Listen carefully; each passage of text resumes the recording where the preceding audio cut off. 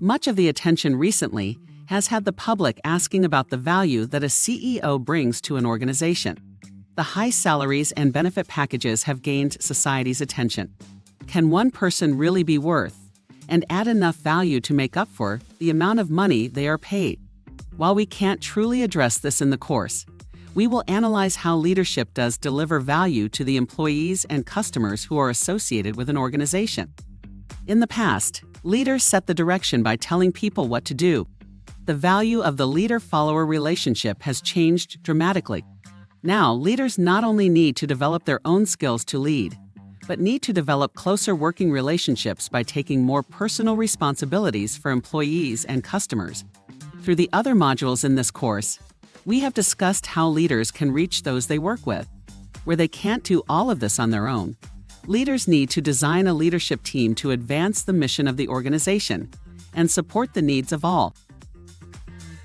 Developing this relationship used to be easier when a leader could walk through the halls of an organization and speak directly with employees. Today, the use of social media, online conferencing, and limited in-person contact has made building relationships a bit more difficult. Doing so may require the use of expertise that leaders aren't equipped to deal with themselves. This is why communication with employees and clients is critical to building relationships in a post-pandemic era. More thoughts about this are discussed in Module 4. The idea of a chain of command in a hierarchical structure has passed. While elements of this former communication framework may bear some resemblance to a newer pathway to communicate, leaders ought to understand that employees' and customers' expectations have changed with the circumstances in the world today, and leaders need to demonstrate a social sensitivity. This ties back into the leadership competency of empathy.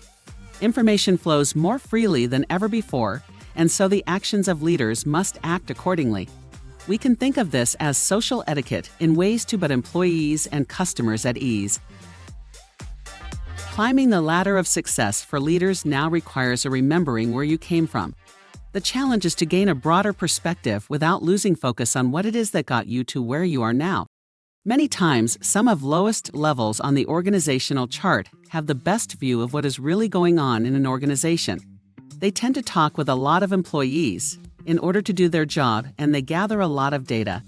Smart leaders use these resources to remain cognizant of what is happening at many levels within the organization. Continue reading about delivering value